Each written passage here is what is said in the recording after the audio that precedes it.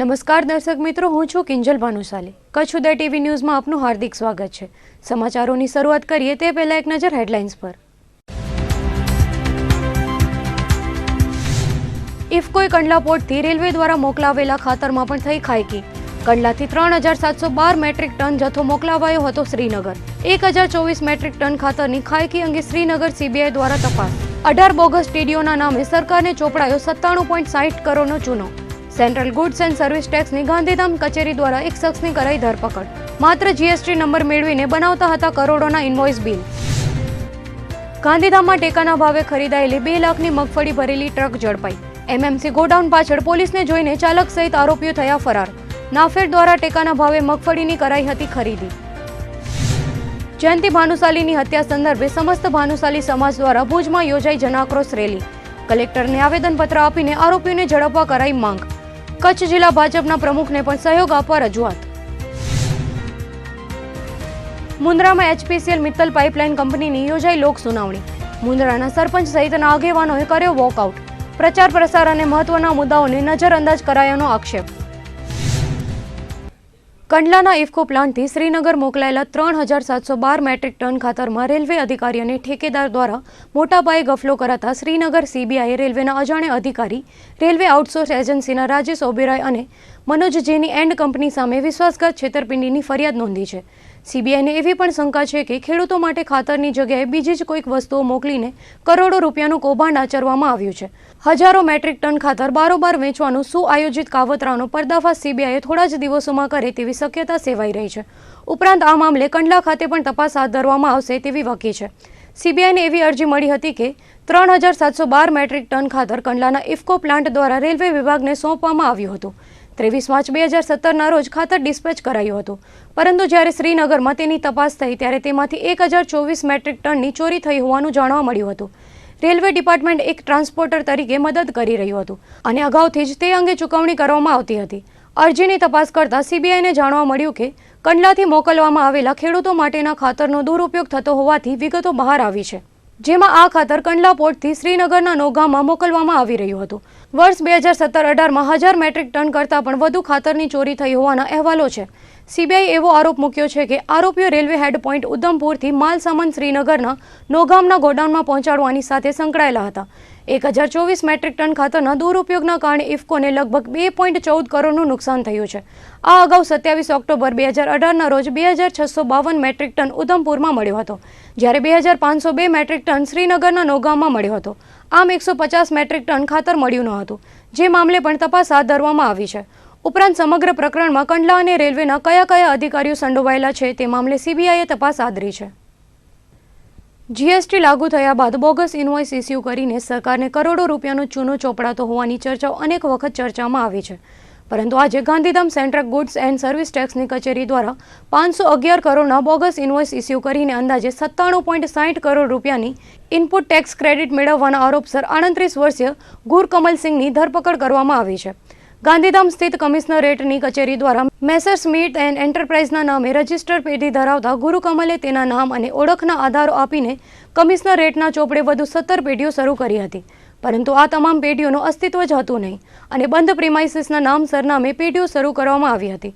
18 પેઢીઓના GST registration થયા બાદ તેમના બેંક ખાતા ખોલાવવામાં આવ્યા હતા અને માલ સપ્લાય કર્યો ન હોવા છતાં ગુરુકમલ સિંઘે બોગસ ઇનવોઇસ તૈયાર કરીને તેના આધારે ગેરકાયદેસર ઇનપુટ ક્રેડિટ મેળવી હતી। સેન્ટ્રલ જીએસટીની ટીમે આજે તેની વિધિવત ધરપકડ કરાયા બાદ આજે તેને કોર્ટમાં મોકલી આપવામાં આવ્યો હતો। તો આગામી સમયમાં આ કૌભાંડમાં અન્ય કોઈ આરોપીઓની સામેલગીરી છે કે નહીં તે અંગે તપાસ ચલાવવામાં આવી રહી છે। રાજ્ય સરકાર દ્વારા ખેડૂતો પાસેથી ટેકાના ભાવે ખરીદવામાં આવતી મગફળીના અનેક કૌભાંડો ઉજાગર થઈ ચૂક્યા છે। સૌરાષ્ટ્રમાં મગફળીમાં માટી કાંકરા ભરેલા કૌભાંડનો પર્દાફાશ થયા બાદ ગાંધીધામમાં નાફેડ દ્વારા ખરીદાયેલ મગફળીમાં આગ લાગવા સહિતની ઘટનાઓ તાજી છે, ત્યારે ફરી ગાંધીધામમાં નાફેડ દ્વારા ખરીદાયેલી 200 બોરી મગફળી ભરેલ ટ્રકને મૂકીને તેના ચાલક તથા અન્ય શખ્સો નાસી જતા એલસીબીએ ટ્રકને કબજે કરી હતી। મગફળી પ્રકરણમાં તટસ્થ તપાસ થાય તો અનેક કૌભાંડો સપાટી ઉપર આવવાની શક્યતા સેવાઈ રહી છે। એલસીબીની ટીમ ગાંધીધામ શહેરમાં પેટ્રોલિંગમાં હતી, ત્યારે સેક્ટર નંબર 7માં આવેલા MMC ગોડાઉન પાછળ ટ્રકના ચાલક તથા અન્ય શખ્સો પોલીસને જોઈને ટ્રક મૂકી નાસી છૂટ્યા હતા. LCB ટ્રકની તલાશી લેતા નાફેડ સંસ્થા દ્વારા ટેકાના ભાવે ખરીદવામાં આવતી મગફળીની 200 બોરી મળી આવી હતી. 2 લાખની મગફળી તથા 7 લાખની ટ્રક સહિત 9 લાખનો મુદ્દામાલ LCB કબજે કરીને ગાંધીધામ B ડિવિઝન પોલીસને સોંપવામાં આવ્યો હતો. બીજી તરફ આ વિસ્તારમાં રહેતા લોકોમાં એવી પણ ચર્ચાઓ વહેતી થઈ હતી કે મગફળી અંગે પોલીસ દ્વારા નિષ્પક્ષપણે તપાસ કરે તો ટેકાના ભાવે ખરીદવામાં આવતી મગફળીના અનેક કૌભાંડો બહાર આવી શકે અને અનેકના નામો સપાટી ઉપર આવે તેમ છે.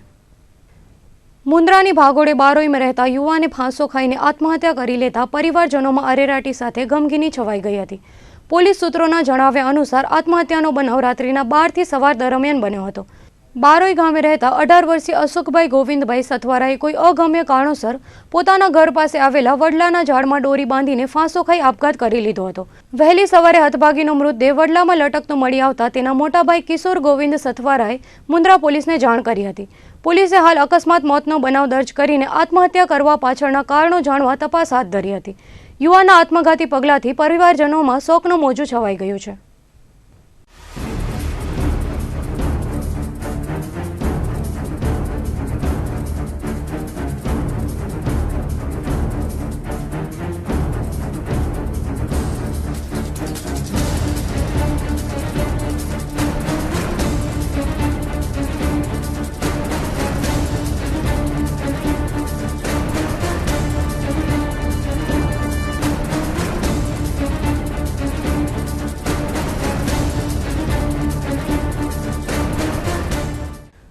અબડાસાના પૂર્વ ધારાસભ્ય ભાજપના મોટા ગજાના નેતા તેમજ ભાનુશાલી સમાજના મોભી એવા જયંતિભાઈ ભાનુશાલીની ગત 8મી જાન્યુઆરીએ ટ્રેનમાં ગોળી મારીને હત્યા કરાઈ હતી, જેની તપાસમાં હજુ સુધી કોઈ નક્કર પરિણામ ન આવતા આજે સમસ્ત ભાનુશાલી સમાજ દ્વારા જનાક્રોશ રેલી યોજાઈ હતી. શ્રી કચ્છી ભાનુશાલી દેશ મહાજનના નેજા હેઠળ આજે ભુજમાં જયંતિભાઈ ભાનુશાલીની થયેલી હત્યા મુદ્દે વિશાળ જનાક્રોશ રેલી યોજાઈ હતી.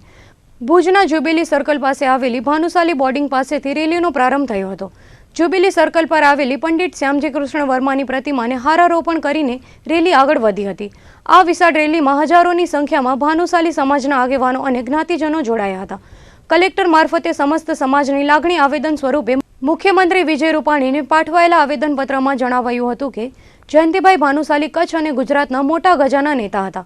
સેવાકીય અને રાજકીય પ્રવૃત્તિઓ થકી છેવાડાના માણસો સુધી જોડાયેલા હતા. છેલ્લા 1-2 વર્ષથી રાજકીય હરીફો દ્વારા કાવા દાવા રચીને તેમને રાજકીય અને સામાજિક રીતે પાડી દેવા પ્રયાસો કરાયા હતા અને કપરા સંજોગોમાં પણ જયંતિભાઈએ પોતાની જાતને નિર્દોષ સાબિત કરી હતી. ત્યારે રાજકીય અદાવતોને કારણે જયંતિભાઈ ભાનુશાલીની ચાલુ ટ્રેનમાં હત્યા કરવામાં આવી એવું સ્પષ્ટ જણાઈ રહ્યું છે. હત્યા બાદ મુખ્યમંત્રી વિજય રૂપાણી, ગૃહમંત્રી પ્રદીપસિંહ જાડેજા સહિત પાર્ટીના વિવિધ આગેવાનોએ આ ઘટનાની જાહેરમાં નિંદા કરી હતી. તો સરકારે પણ સીટની રચના કરીને તપાસ શરૂ કરાવી હતી. સીટની રચના થયા બાદ પણ છેલ્લા 15 દિવસથી આજ દિવસ સુધી કોઈ ચોક્કસ પરિણામ આવ્યું નથી. ત્યારે તપાસ એજન્સીઓની કાર્યપદ્ધતિ પર શંકા ઉત્પન્ન થઈ રહી છે. ફરિયાદમાં પણ હત્યાની ઘટનાના શંકાસ્પદ નામો ઉમેરાયા છે, છતાં પણ તેમની સામે કોઈ ચોક્કસ કે નક્કર કાર્યવાહી કરવામાં આવતી નથી. પોલીસ દ્વારા આ કેસ સંદર્ભે કોઈ જ નિવેદન કરાયા નથી. તો કેસમાં સામેલ મોટા ગજાના ગુનેગારો સામે તપાસ નિષ્ક્રિય જણાઈ રહી છે. ત્યારે ભાનુશાલી સમાજ સહિતના વિવિધ જ્ઞાતિ સંગઠનો અને સંસ્થાઓએ જયંતિભાઈ ભાનુશાલીની હત્યા કરનાર આરોપીઓને ઝડપભેર પકડી પાડીને નિષ્પક્ષ તપાસ થાય તેમજ આરોપીઓને કડકમાં કડક સજા ફટકારવામાં આવે તેવી માંગ કરાઈ હતી.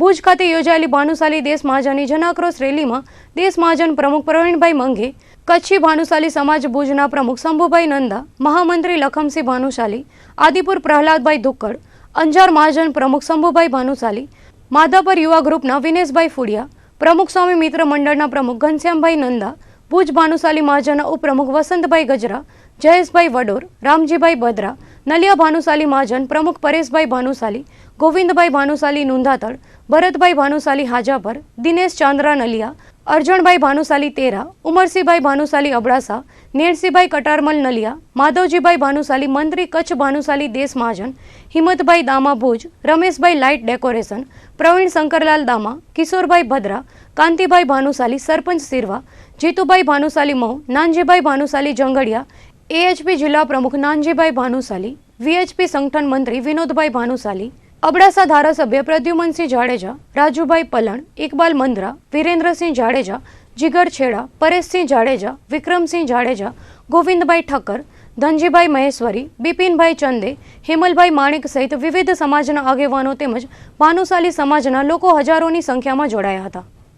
આજે જે રેલી કાઢી, મૌન રેલી, આ જયંતિભાઈના જે હત્યા થઈ ગઈ છે, આજે જો જન્મજાતથી જ RSSને અને ભાજપને વરેલો માણસ હોય ને એની જો આવી રીતે નિર્મમ હત્યા થઈ જતી હોય અને આ સરકારની અંદર જો આનો અવાજ ન ઉઠતો હોય, પોલીસ ખાતું અને સરકાર ખાતું ધ્યાન ન આપતું હોય, તો આના માટે અમે આક્રોશ રેલી કાઢી છે.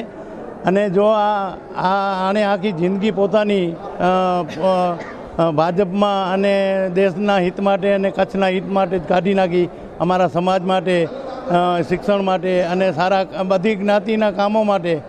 તો આનું પડઘો પડે એના માટે અમે આ મુખ્ય રેલી કાઢી છે.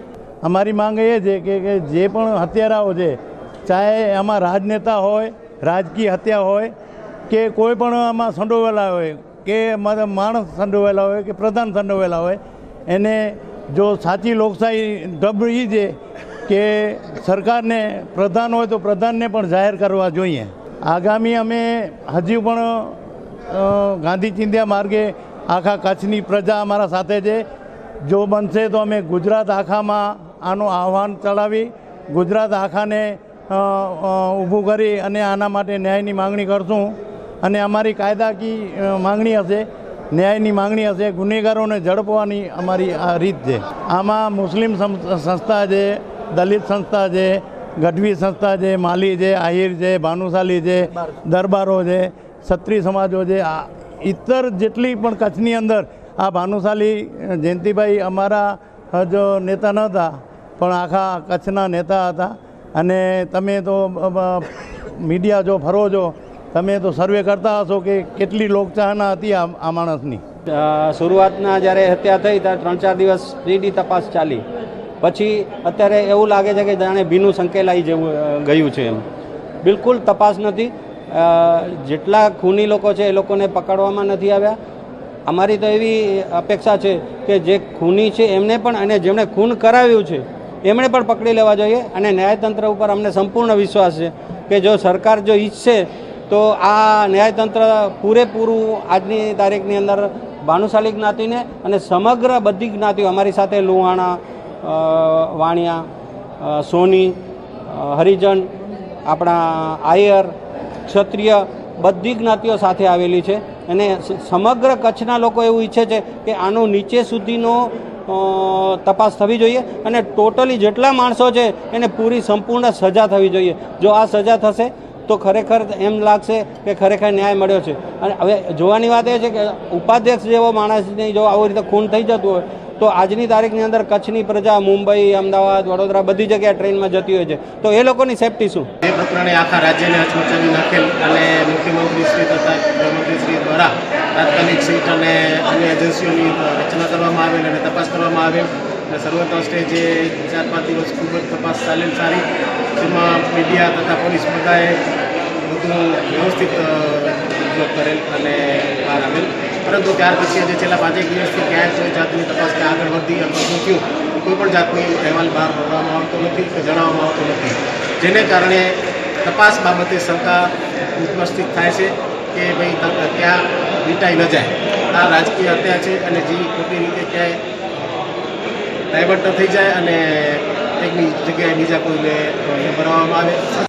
જયંતિભાઈ ભાનુશાલીની થયેલી હત્યા બાદ પોલીસ તપાસમાં ઢીલું વલણ જણાતા ભાનુશાલી સમાજ દ્વારા આજે જન આક્રોશ રેલી યોજાઈ હતી, જેમાં કલેક્ટરને આવેદનપત્ર આપ્યા બાદ ભાનુશાલી સમાજના આગેવાનોએ જિલ્લા ભાજપ કાર્યાલય ખાતે રજૂઆત કરી હતી. જયંતિભાઈ ભાનુશાલીની કરાયેલી હત્યાની તટસ્થ તપાસ કરવામાં આવે તેવી માંગ કરાઈ હતી. જિલ્લા ભાજપના સંગઠનના ઉચ્ચ હોદ્દેદારોને ભાનુશાલી સમાજના આગેવાનો રૂબરૂ મળ્યા હતા અને સમગ્ર ઘટના અંગે વિસ્તૃત ચર્ચા કરી હતી, તેમજ પોલીસ તપાસ અંગે ચર્ચા કરવામાં આવી હતી. ભાજપના સંગઠન નેતાઓ આ બાબતે સરકાર અને પોલીસ તંત્ર પર દબાણ લાવીને ઘટનાની યોગ્ય દિશામાં તપાસ કરાવે તેવી માંગ કરવામાં આવી હતી. આજે જયંતિ ભાનુશાલીની હત્યાને 15 દિવસ થઈ ગયા અને એના માટે આજે અમારે અહીંયા ભાનુશાલી દેશ માટેના પ્રમુખ તરીકે અપીલ કરીને જે માણસો અહીંયા આવ્યા તો ખરેખર આ અન્યાય થઈ ગયો છે, એના પાછળ તપાસ ન થાય તો એના માટે અમે આજે આયોજન રેલી કાઢી હતી. એમાં બધી જ્ઞાતિઓનો સાથ સપોર્ટ પણ જોવાઈ ગયું કે બધા અમારી જોડે છે. આજે ભાજપનો કાર્યકર હોય, જયંતિ ભાનુશાલી ભાજપનો કાર્યકર હતો, મોટો કાર્યકર હતો, અને એમાં જો એને પક્ષ તરફથી પણ શું સાથ સહકાર મળશે એના માટે આજે આ ભાજપ કાર્યાલય ઉપર આવીને અમે એને પણ આવેદનપત્ર આપ્યો છે. અને આગળની તપાસ માટે અમે ગમે ત્યાં પહોંચશું. બરાબર, બસ મારે એટલું જ કહેવું છે બાબતે. અબડાસાના પૂર્વ ધારાસભ્ય અને ભાનુશાલી સમાજના મોભી જયંતિભાઈ ભાનુશાલીની થયેલી હત્યાની ઘટનાને અબડાસાના વર્તમાન ધારાસભ્ય પ્રદ્યુમનસિંહ જાડેજાએ વખોડી હતી. ભાનુશાલી સમાજની જન આક્રોશ રેલી પૂર્વે બોર્ડિંગ ખાતે મળેલી સભામાં સંબોધતા પ્રદ્યુમનસિંહ જાડેજાએ કહ્યું હતું કે જયંતિભાઈની હત્યાને લોકશાહીનું ખૂન છે. તેમ છતાં પોલીસની કામગીરી નિષ્ક્રિય રહી છે. 15 દિવસથી પોલીસ હજુ સુધી કોઈ કડી મેળવી શકી નથી. કોંગ્રેસ જો નાના મોટા વિરોધ કરે તો પણ પોલીસને ગાડીઓની ગાડીઓ ખડકી દેવાય છે. ત્યારે આવી ગંભીર ઘટનામાં પોલીસે હજુ સુધી કોઈ નક્કર પગલાં લીધા નથી. તે દુઃખદ કહી શકાય. ત્યારે તેમણે સમસ્ત ભાનુશાલી સમાજની સાથે હોવાનું જણાવ્યું હતું. કચ્છી ભાનુશાલી દેશ મહાજન દ્વારા જયંતિભાઈ ભાનુશાલીની હત્યા મુદ્દે યોજાયેલી જન આક્રોશ રેલીમાં મુસ્લિમ હિત રક્ષક સમિતિના પ્રમુખ ઇબ્રાહીમભાઈ હાલેપુત્રા સહિતના આગેવાનો અને કાર્યકરો, કરણી સેવાના વીરભદ્રસિંહ જાડેજા સહિતના કાર્યકરો ઉપરાંત આંતરરાષ્ટ્રીય વિશ્વ હિન્દુ પરિષદના આગેવાનો, કાર્યકરો ઉપરાંત લોહાણા સમાજ, જૈન સમાજ, દલિત સમાજ, આહિર, ક્ષત્રિય સહિત 18 વર્ણના આગેવાનો તેમજ સમાજના લોકો ઉપસ્થિત રહ્યા હતા. જયંતિભાઈ ભાનુશાલી અબડાસા સહિત કચ્છભરના દરેક સામાજિક સંગઠનોને સાથે રાખીને રાજકીય તેમજ સામાજિક કામગીરી કરતા દરેક સમાજો આ જન આક્રોશ રેલીને સમર્થન કર્યું હતું. અબડાસાના ધારાસભ્ય અને ભાજપના મોટા ગજાના નેતા તેમજ ભાનુશાલી સમાજના મોભી એવા જયંતિભાઈ ભાનુશાલીની હત્યા મુદ્દે કચ્છી ભાનુશાલી સેવા સમાજ ટ્રસ્ટ મુંબઈ દ્વારા મુખ્યમંત્રી વિજય રૂપાણી, ગૃહમંત્રી પ્રદીપસિંહ જાડેજા તેમજ કચ્છ કલેક્ટર રેમ્યા મોહનને રજૂઆત કરવામાં આવી હતી. જયંતિભાઈ ભાનુશાલીની કરાયેલી નિર્મમ હત્યાની તપાસમાં છેલ્લા કેટલાય દિવસોથી કોઈ પણ પ્રગતિના અહેવાલો જાણવા મળ્યા નથી. આટલા મોટા ગજાના વ્યક્તિના ખુલ્લેઆમ હત્યા થયેલ છે, જે ગંભીર બાબત છે. ત્યારે ગુનેગારોની સત્વરે ધરપકડ કરવામાં આવે તેવી માંગ શ્રી કચ્છી ભાનુશાલી સેવા સમાજ ટ્રસ્ટ મુંબઈ દ્વારા કરવામાં આવી હતી. દેશમાં શાંતિના નામે રોલ મોડલ ગણાતા કચ્છમાં પણ હવે ચાલતી ટ્રેનમાં પૂર્વ ધારાસભ્યની હત્યા થઈ રહી છે. અને જે શખ્સો પર અધિકારીઓ કેસ કરે છે તે અધિકારી પર હુમલાઓ થતા હોવાની ઘટનાઓ સામે આવી રહી છે. ત્યારે અબડાસામાં વિસ્તરણ અધિકારી પંચાયત તરીકે ફરજ બજાવતા 56 વર્ષીય અશ્વિનભાઈ અમૃતલાલ વ્યાસ પર હુમલો કરવામાં આવ્યો છે. અંજારના મેઘબર બોરીચીમાં આશાપુરા પાર્કમાં રહેતા અને નલિયામાં વિસ્તરણ અધિકારી તરીકે ફરજ બજાવતા અશ્વિનભાઈ વ્યાસના ઘેર સ્કોર્પિયો કારમાં આવેલા 5 શખ્સોએ ધોકા વડે તેમને માર માર્યો હોવાની ફરિયાદ અંજાર પોલીસ મથકે નોંધાઈ છે. વિસ્તરણ અધિકારી અશ્વિન વ્યાસે અગાઉ આરોપીઓ સામે કેસ કર્યો હોવાનું તેનું મનદુખ રાખીને આ હુમલો કરાયો હતો. ગત રાત્રે 9:15 વાગ્યાના અરસામાં અશ્વિનભાઈ વ્યાસ પોતાના ઘેર હતા. ત્યારે બ્લેક કલરની સ્કોર્પિયોમાં આવેલા ગજુભા ઉર્ફે ગજેન્દ્રસિંહ દિલુભા ઝાલા અને તેની સાથે આવેલા 4 અજાણ્યા શખ્સોએ તેને માર મારીને કેસ પાછો ખેંચી લેવા ધાક ધમકી કરી હતી. ભચાઉ નગરપાલિકા કચેરી પાસે આજે એકાએક જીપ સળગી ઉઠતા અફરાતફરી સર્જાઈ હતી. જાહેર માર્ગ પર જીપમાં આગ લાગતા એક સમયે નાસભાગ મચી ગઈ હતી. જોકે પાલિકાના ફાયર ફાઇટરે તાત્કાલિક આગ પર કાબુ મેળવી લીધો હતો. કાર માલિક ભવાનીપુરના રહેવાસી નગરપાલિકામાં દાખલો કઢાવવા માટે આવ્યા હતા અને જીપ પાર્ક કરીને તેઓ અંદર ગયા હતા. ત્યારે કાર સળગી ઉઠી હતી. જોકે આગ લાગવાનું કારણ હજુ સામે આવ્યું નથી, પરંતુ આગ લાગવાની જાણ થતાં પાલિકાના અશ્વિન ઠક્કર અને ફાયર બ્રિગેડના પ્રવીણ દાફડા સહિતના ફાયર કર્મીની ટીમે માત્ર 5 મિનિટમાં જ આગ પર કાબુ મેળવ્યો હતો. થોડી વારમાં જ લોકોનું ટોળું એકત્ર થઈ ગયું હતું. સદનસીબે કોઈ જાનહાનિ થઈ ન હતી, પરંતુ જાહેર માર્ગ પર આગની ઘટનાએ તમામને દોડતા કરી દીધા હતા. તો બીજી તરફ મુન્દ્રા તાલુકાના કણજરા અને ટપ્પર માર્ગ પર આજે વધુ એક ઘાસ ભરેલી ટ્રકમાં અચાનક આગ લાગી હોવાની ઘટના સામે આવી હતી.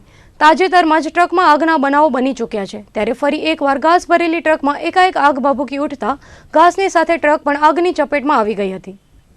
આદિપુરમાં આવેલી મૈત્રી સ્કૂલમાં રિસેસ દરમિયાન નજીવી બાબતે એક વિદ્યાર્થીએ અન્ય એક છાત્ર પર છરીથી હુમલો કરીને ઈજાઓ પહોંચાડી હોવાની ઘટના સામે આવતા શિક્ષણ જગતમાં ચકચાર મચી ગઈ હતી. રિતિક સંજીવભાઈ બરારે નોંધાવેલી ફરિયાદ મુજબ હુમલાનો બનાવ ગઈકાલે સવારે 10:30 વાગ્યાના અરસામાં મૈત્રી શાળામાં જ બન્યો હતો. રિસેસ દરમિયાન તેઓ તથા અન્ય વિદ્યાર્થીઓ બાથરૂમમાં લઘુશંકા કરવા જતા હતા.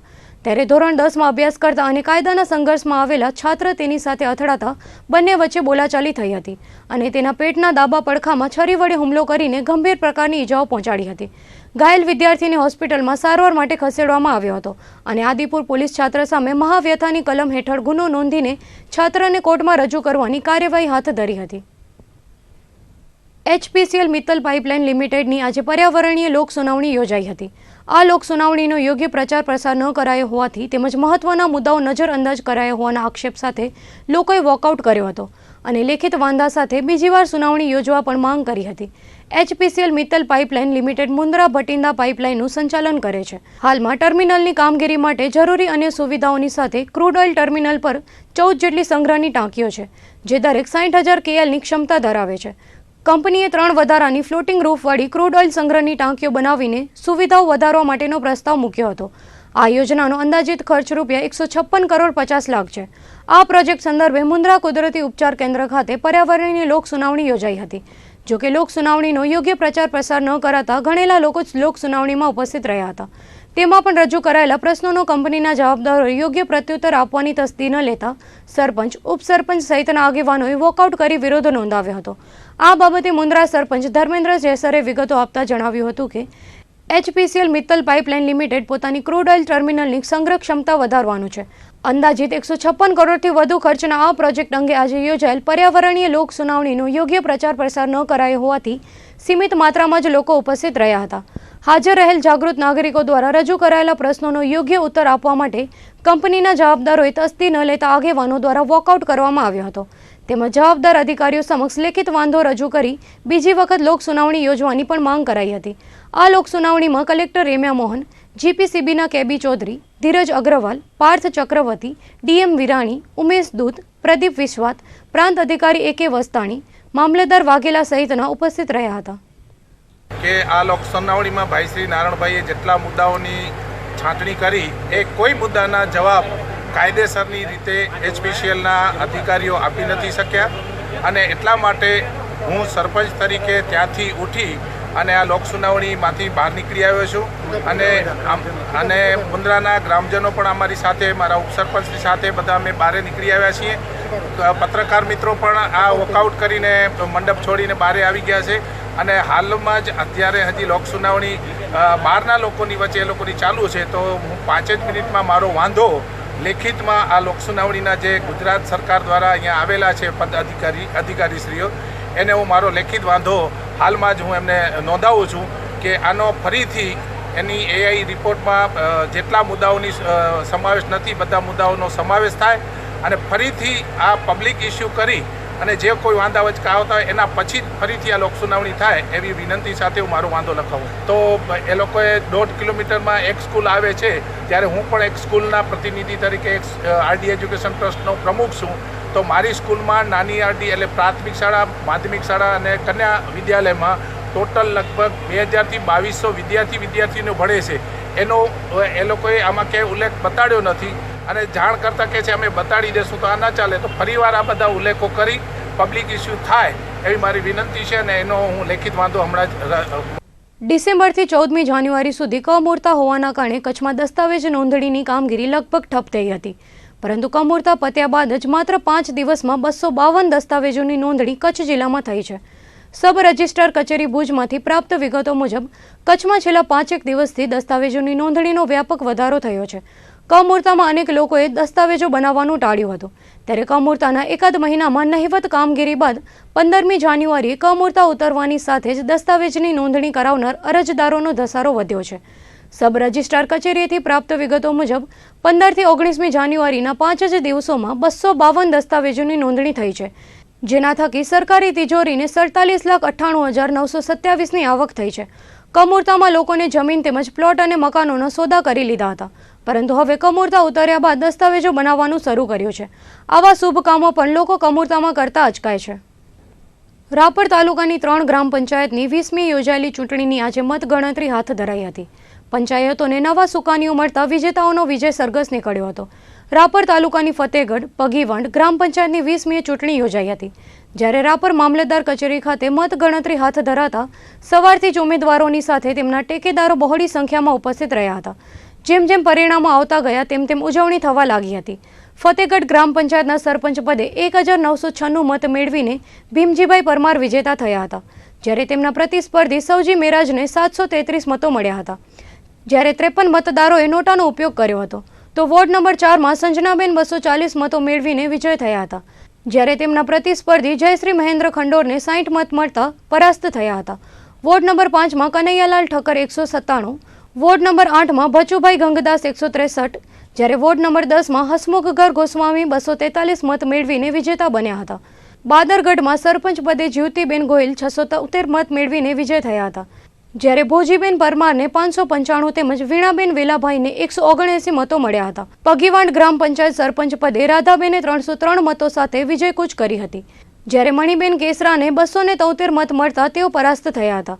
મત ગણતરી કામગીરી મહેન્દ્રભાઈ ઠક્કર, ડીકે ઠાકોર, ડીપી રાઠોડ સહિતનાઓએ સંભાળી હતી. આ પ્રસંગે રાપર નગરપાલિકા ઉપપ્રમુખ હઠુભા સોઢા, ડોલરરાય ગોર, પ્રવીણ ઠક્કર, સાજળ રબારી, પ્રદીપસિંહ સોઢા, ભીખુભાઈ સોલંકી સહિતના ઉપસ્થિત રહ્યા હતા. ભુજ તાલુકા પંચાયતની સામાન્ય સભા યોજાઈ હતી, જેમાં વિપક્ષના સભ્યોના પ્રશ્નોનું નિરાકરણ ન આવતા તેમણે અનોખી રીતે વિરોધ પ્રગટ કર્યો હતો અને સામાન્ય સભામાં ખુરશીની જગ્યાએ નીચે બેસીને જ પોતાના પ્રશ્નો રજૂ કર્યા હતા. તાલુકા પંચાયતના સભ્ય રાજેશ આહિરે જણાવ્યું હતું કે છેલ્લા ઘણા સમયથી પ્રજાના પ્રશ્નો અંગે તાલુકા પંચાયતમાં રજૂઆતો કરવામાં આવે છે, પરંતુ તેનો કોઈ નિરાકરણ આવતો નથી, જેના કારણે વિપક્ષી નેતા જુમાભાઈની આગેવાની હેઠળ આજની સામાન્ય સભામાં ખુરશી પર બેસવાની જગ્યાએ જમીન પર બેસીને પોતાનો વિરોધ નોંધાવ્યો હતો. સાથે જ આજની સામાન્ય સભામાં તાલુકા પંચાયતનો વર્ષ 2019-20નો બજેટ પણ રજૂ કરવામાં આવ્યો હતો. અંદાજિત 46 કરોડ 24,37,000ના બજેટમાં વિવિધ જોગવાઈઓ કરવામાં આવી છે, જેમાં સામાન્ય વહીવટ, પંચાયત અને વિકાસ, શિક્ષણ, આરોગ્ય, ખેતીવાડી, પશુપાલન, સમાજ કલ્યાણ, કુદરતી આફત, નાની સિંચાઈ, બાંધકામ, સહકાર સહિતની જોગવાઈઓ કરાઈ હતી. વર્ષ 2019-20નું બજેટ 46 કરોડ 24,37,000 રાખવામાં આવ્યું છે. 1 એપ્રિલ 2019 સુધી ઉગડતી સિલક અંદાજિત 37 કરોડ 38,99,000 રહેશે. સાથે સંભવિત આવક 204 કરોડ 25,20,000, જ્યારે ખર્ચ 195 કરોડ 39,82,000 થશે. નવા બજેટને વિવિધ જોગવાઈઓની સાથે પસાર કરવામાં આવ્યું હતું. વર્ષ 2019-20નો સંભવિત અંદાજ બનાવ્યો છે. ઉગડતી સિલક અમારી 37 કરોડ 38,99,000 છે, જ્યારે સંભવિત આવક થશે અમારી 204 કરોડ 25,20,000 અને સિલક મુજબ કુલ થશે બજેટ આખું થશે 46 કરોડ 24,37,000નું થશે. એમાં જુદી જુદી જોગવાઈઓ રાખવામાં આવેલી છે કે એમાં સામાન્ય વહીવટ ક્ષેત્રે છે 55,60,000, પંચાયત અને વિકાસ ક્ષેત્રે છે 5,75,000, શિક્ષણ ક્ષેત્રે છે 7,95,000, આરોગ્યમાં 12 લાખ રાખેલા છે, ખેતીવાડીમાં 2,26,10,000, પશુપાલન ક્ષેત્રે 7 લાખ અને આંકડા ક્ષેત્રે 10,000, સમાજ કલ્યાણમાં 3,30,000, કુદરતી આફતમાં 29 લાખ રાખ્યા છે, જ્યારે નાની સિંચાઈ ક્ષેત્રે 2 લાખ, બાંધકામમાં 3,40,000 અને સહકારમાં 50,000 અને ચોથા વર્ગ કર્મચારીઓ માટે ફૂડ એડવાન્સને આપવા માટે 1.5 લાખ રૂપિયા રાખવામાં આવેલ છે. તો આજની સામાન્ય સભામાં ભુજ તાલુકામાં આવેલી અનેક કંપનીઓ દ્વારા ટેક્સની ભરપાઈ કરવામાં આવતી નથી અને કંપનીઓ ટેક્સમાં ગાફલો કરી રહી છે, તે મુદ્દે વિપક્ષે આકરા આક્ષેપો કર્યા હતા. ગ્રામ પંચાયતો ટેક્સ વસૂલી શકતી નથી, ત્યારે કેમ તાલુકા પંચાયત દ્વારા ટેક્સની વસૂલાત કરવામાં ના આવે તેવા સવાલો ઉઠાવ્યા હતા. સાથે જ વિપક્ષના સભ્યોને પૂરતી ગ્રાન્ટ પણ ફાળવાતી ન હોવાનો આક્ષેપ તાલુકા પંચાયતના વિપક્ષના સભ્યો દ્વારા કરાયો હતો.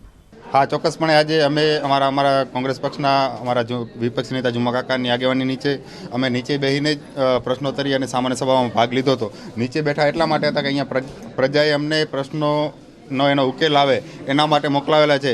તેમ છતાંય અનેક રજૂઆત છતાંય તાલુકા પંચાયતના પ્રમુખશ્રીઓને એનું ક્યારે પણ એનું પેટનું પાણી નહોતું હલતું, એટલે અમે એમ સમજ્યા કે ભાઈ આપણે ખુરશી માટે બેસવા માટે માત્ર નથી આવતા, આપણે કામ કરવા માટે આવીએ છીએ અને એના માટે થઈને અમે ખુરશીનો બહિષ્કાર કર્યો કે જ્યાં સુધી પબ્લિકના કામ સાચા હાથમાં ન થાય ત્યાં સુધી અમારે ખુરશીએ બેસવું ન જોઈએ. અને જ્યાં સુધી અમારી માંગણી છે કે કંપનીઓ ટેક્સમાં ગાફલા કરે છે, 75% મતલબ કંપનીઓ ગાફલા કરે છે, એને તાલુકા પંચાયત નોટિસ કરી અને કમ્પ્લેટ ધારાધોરણ નીચે ટેક્સ વસૂલાત કરાવે, એના પછી અમે ખુરશી ધારણ કરશું, એના પહેલાં નહીં કરીએ.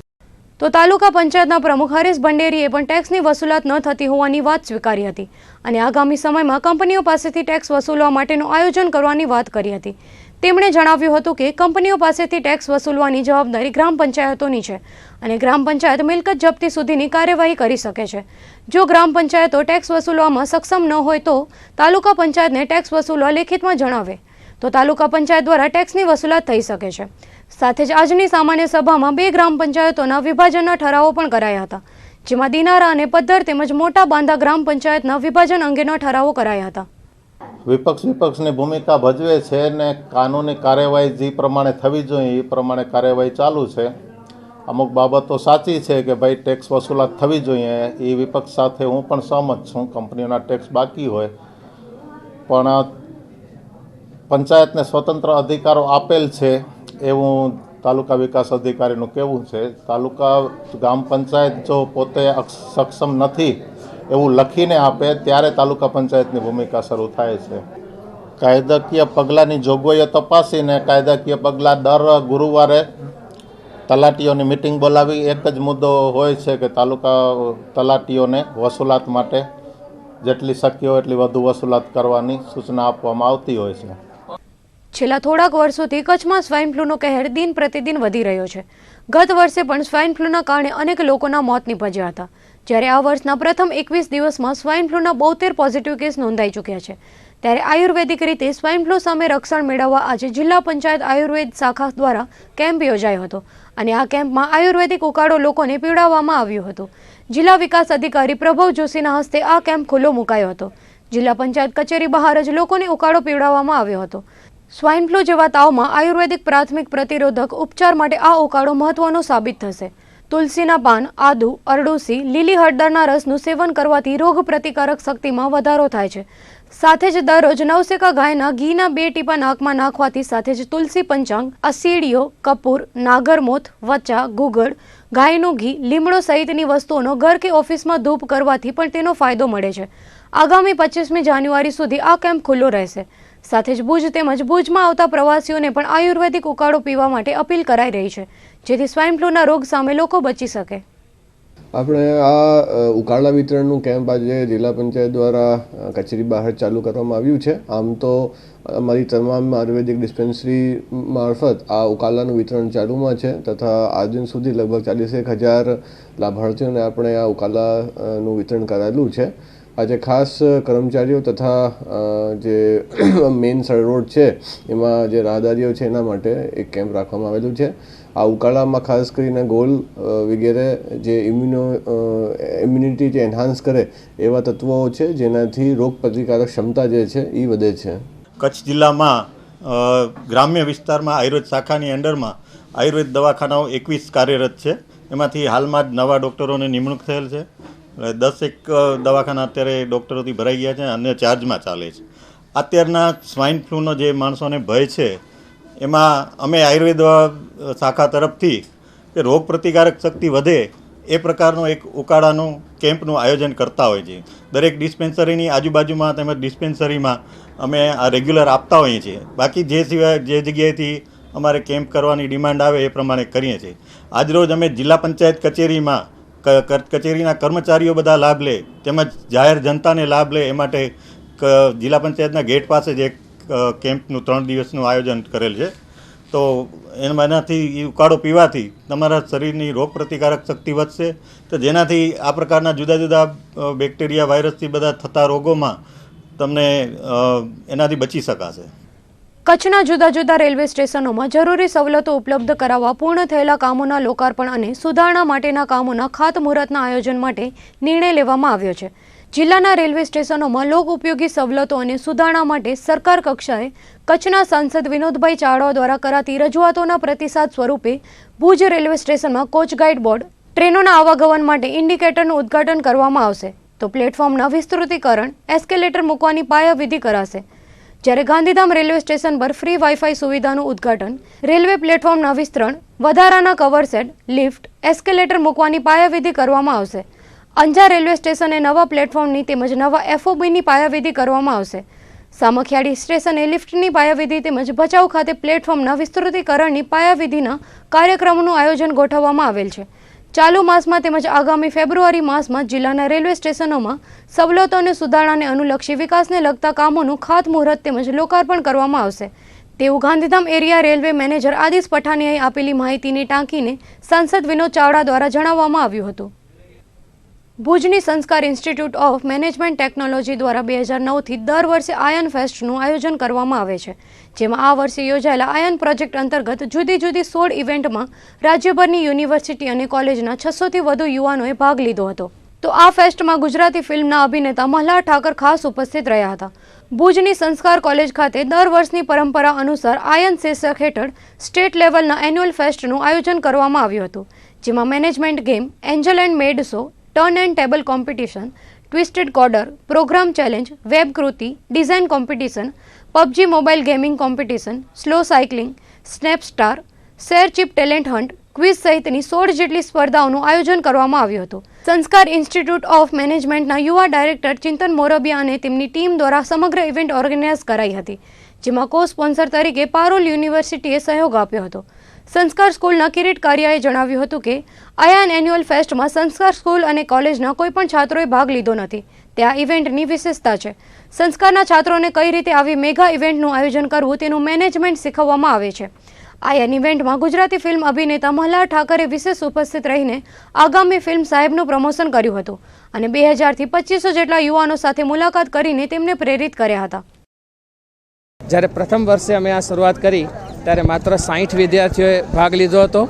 જ્યારે ધીમે ધીમે આ સ્પર્ધા અને આ જે યુવા મેળો છે એનું ફલક વિસ્તરતું ગયું અને આ વર્ષે મને જણાવતા બહુ જ આનંદ અનુભવું છું કે લગભગ સમગ્ર ગુજરાતમાંથી થઈ અને 16 જેટલી ઇવેન્ટ્સની અંદર પાર્ટિસિપેટ કરવા માટે 600+ વિદ્યાર્થીઓ આ સંસ્કારના કેમ્પસમાં મોજૂદ રહ્યા છે.